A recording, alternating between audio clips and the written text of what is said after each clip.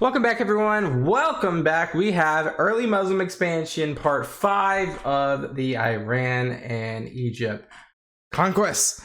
Now, as we left off, they basically took Babylon from the Egyptian side, and we're just going to keep going from there. Remember, hit that like button and leave a comment, and also make sure that you're subscribed as you never miss another video. Lego, and jump right back into it. The Romans in Egypt could either accept and remain, or reject and depart. Unsurprisingly, when Heraclius received a letter from Cyrus seeking the imperial stamp of approval for his peace with Ammar, the emperor was furious and categorically refused, responding with a message full of scorn and insults. To ensure that an active defense of Egypt continued despite the prefect's treachery, Heraclius had other messages ordering firm resistance delivered to all of his Roman generals in Egypt, who obeyed their sovereign without question. Cyrus, disavowed by the Romans, put himself and the Copts under Ammar's command, promising the Muslims administrative and engineering assistance. Memphis was now secure, and the push towards Alexandria could begin. Wow. After the fall of Babylon to Rashidun forces in December 640, Ammar ibn Alas kept his army stationed in the area for a while, dispatching word to Caliph Umar of his triumph and requesting permission to continue the conquest towards Alexandria. This pause also gave his army a much-needed rest. In Constantinople, the elderly and sickly Emperor Heraclius reacted to the latest Muslim victory by ferrying several thousand more imperial reinforcements to Egypt over the Mediterranean. They had clear orders: protect Alexandria at all costs. Yeah, because they don't want to give that up. It's just a significant place, especially on the Mediterranean. You have such an influence of that, above the, not sub-Saharan, but you guys understand what I mean, like the North African side. It's really I'm word fumbling right now, but basically what I'm trying to say is it's such a strategic location between the Middle East and Africa, and it's such a strategic port to the rest of the world. Now, it might not mean so much now in the 600s, but we know through history this area is just going to be such a strategic location for an empire to have a hold on. So Heraclius, obviously, maybe he's not Nostradamus, but he understands the significance of this area. Upon making landfall at the provincial capital, these reinforcements and the existing Alexandrian garrison, possibly under Theodorus's command, began working to strengthen the city fortifications and fanning out to defensible positions en route to the city. Reports of these preparations made it south to Ammar. At about the same time, a messenger arrived from Arabia with the Caliph's order to advance and seize Alexandria. So last time Umar was a little bit more conservative about the march to Egypt, but now he understands that they really have a hold on things, and now he's being a little bit more aggressive. Okay. So, leaving a small garrison to hold down Babylon and keep the Memphis region in check, Ammar gave orders for his men to break camp. The 12,000-strong Muslim army headed northwards in February 641. Marching along the Nile Delta's western fringe, immediately adjacent to a familiar desert climate, the Muslims overcame light Roman resistance at Tanut and Qaum Sharik. And I think that's a great point. This area is, I know the river delta is a little bit more green, and you have a little bit more of, a breakup of that harsh sand and desert terrain. But Saudi Arabia, modern day Saudi Arabia or Rashidun territory, is basically the Sahara. It's basically the Sahara. So they're not intimidated by this area at all in terms of marching through it and be able to take hold of this type of terrain. Before turning northwest away from the river. After subsequently capturing Salteus, Ammar then won a bloody victory at Kion, just 12 miles away from Alexandria, and chased the defeated Roman forces to the city's eastern approach. The march to the sea had taken just 22 days. Alexandria had been built by Alexander the Great and his Ptolemaic successors on a relatively narrow strip of land, bounded to the north by the Mediterranean Sea and in the south by Lake Mayotte. Since the main transportation routes ended east of the city, the only truly vulnerable approach was the northeastern one. The Muslims made camp outside weapon range and then deployed for battle, slowly advancing towards the recently reinforced Alexandrian walls. Unfortunately for Amr, such a careless preliminary move allowed the expert Roman artillerists to disrupt and scatter his units with volley after volley of massive catapult stones. This bombardment sent Amr and his warriors back to camp, dodging missiles all the way. Such attacks continued with intermissions, and in these intermissions, the Roman defenders would instead launch sorties out of the city and attack the Muslim army, aiming to throw it back and end the siege. Despite the ferocity and competence of the men carrying them out, these attempts failed consistently and ended up being pushed back into the city. At some point during the first months of indecisive action, the defenders sortied out against a section of the front manned by the Arabian Mara tribe, and a fierce clash began.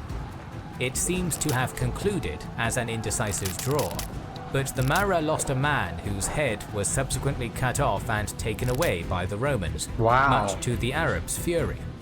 The next morning, the same thing happened.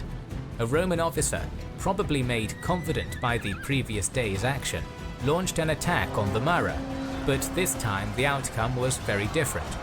After being killed in the fighting, his head was taken by the Arab warriors and used as a bargaining chip to get their comrade's head back. That's kind of insane, isn't it? Like a head for a head? After a brief negotiation, both sides made an exchange and buried their kinsmen with honors. At the height of summer, around 2 months after Amr initially constructed his camp, the Sami tribal commander decided to shift it forwards for reasons which we are not aware of. However, as his forces were moving, the Roman defenders sensed an opportunity and mounted a daring cavalry attack, which nevertheless was easily repulsed. It's so weird because they're in the tactical advantage would be go wider versus go in columns, you know? You could probably encircle them if this is 1-to-1 in terms of like these rectangles in terms of how many people there are or how many cavalry units. It seems that the column attack was less lethal than, I don't know, like I'm just saying out loud, like, and the encirclement would make more sense here. A reckless Muslim cavalry detachment set out in hot pursuit of the fleeing Romans, and actually got inside the city just before the defenders could close the gates behind them. Heavily outnumbered, they fought a fierce skirmish at the so-called Church of Gold, in which some of them were killed and the rest were pushed out of Alexandria. Wow. Thought they'd be captured or something. Heraclius, who maintained constant contact with Alexandria, was all too aware that the Muslims were gaining momentum. Worried that all of Egypt was about to be lost, he gathered a formidable army across what remained of the empire, together with equipment and supplies. Just before this giant emperor-led relief armada was about to set sail, Heraclius died in Constantinople at the age of 66, leaving his eldest sons, Constantine III and Heraclius, as joint heirs. This initiated a round of imperial politicking which didn't allow the empire to react at the worst possible moment. As senior emperor, Constantine attempted to get a hold of the increasingly dire situation in Egypt. His untimely death only a short time later derailed those plans entirely. If that wasn't bad enough, some Byzantine generals, including one Valentinus, took up arms in support of Constantine's son, Constans II, believing that Heraclius' mother, Martina, had poisoned Constantine. This dynastic struggle would not conclude until late 641, ensuring that no reinforcements would be sent to Alexandria. So internal politics derailed the reinforcements. That's just insane, just horrendous for the empire of the Eastern Romans. politicking also infected the soldiers defending the Egyptian capital, causing infighting and massive morale loss. When the siege had dragged into its 6th month with no sign of ending, 6 months? Amma received a letter from the Caliph chastising him for taking so long. So, after conferring with his generals, Amma selected the experienced Ubadah bin as-Samit to lead an assault. In late October 641, the entire Muslim army assembled for midday prayer and then deployed for battle. Then, led by Ubadah, Amma's forces Where's the catapults? They forget those? I guess they're not using them anymore. finally captured Alexandria by storming a gate near the Church of Gold. Of Muslim achievements to this point, 20 years since Hijrah, the seizure of Alexandria ranked alongside events such as Yarmouk and Al-Qadisiyah in its importance. The Caliphate acquired... I would almost say this is the most important so far, just because the strategic hold of this Mediterranean important city.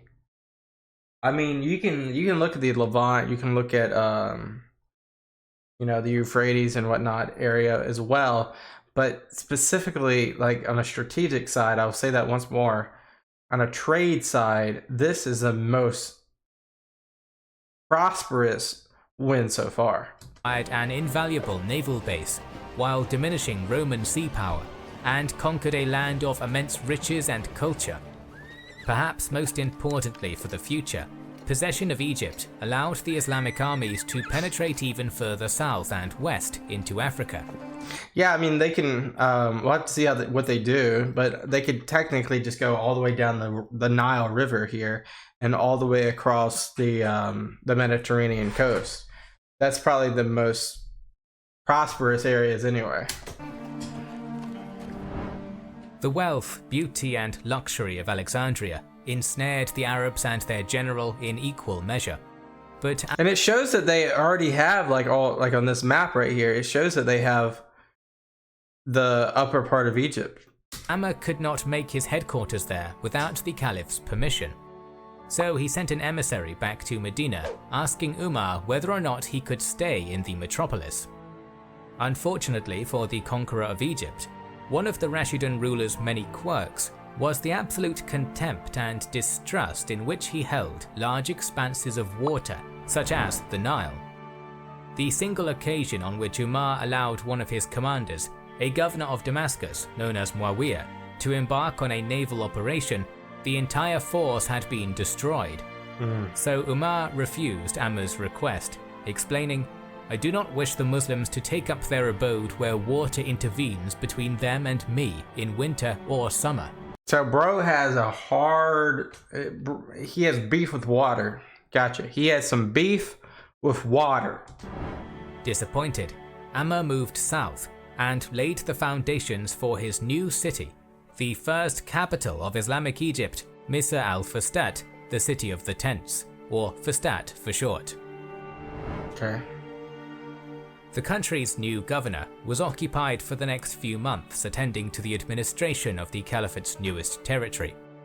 As 641 gave way to 642, Amma settled grievances among his warriors and the locals, revitalized previously abandoned pieces of infrastructure including canals, and even dispatched food aid to famine-ridden Medina at Umar's request.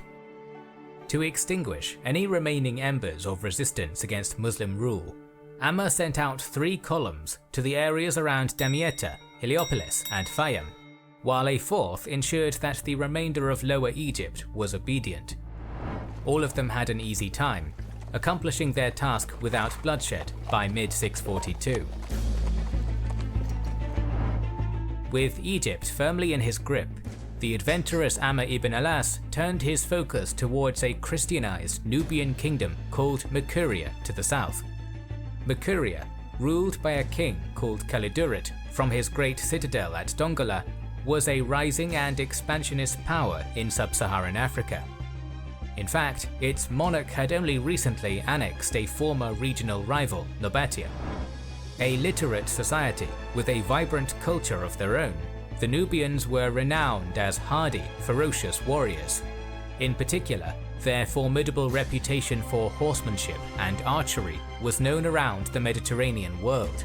Wow, like the Turks almost. At some point during the scorching African summer of 642, Amma sent his cousin Uqba bin Nafa and 20,000 horsemen into Nubia, where they quickly began suffering at the hands of the local inhabitants. Unable to resist the Muslims in a pitched battle, lethal but unarmoured Makurian archers, mounted and on foot, launched constant hit-and-run attacks which gradually sapped Uqba's strength before darting back unharmed into the wilderness. And we've seen this work, like the unconventional warfare. When you're going up against an opponent so formidable as the Muslims at this time, you gotta do some things creatively, like the the ambushing or the quote-unquote hit and runs. As the Islamic army pushed deeper into Nubia and encountered guerrilla-style attacks in increasing numbers and ferocity, the hawk-eyed Makurian archers would frequently call out to the Arab invaders, "Where would you like me to put an arrow in you?" When one of the Muslim warriors skeptically pointed at an area of their body, our sources state that an arrow would indeed strike there, injuring or killing the man in question. That seems like a tall tale, but we'll go with it. When Uqba and his diminished forces finally neared the Makurian capital at Dongola, they found a smaller enemy army of around 10,000 waiting for them, forced into defending their central city by Uqba's movements.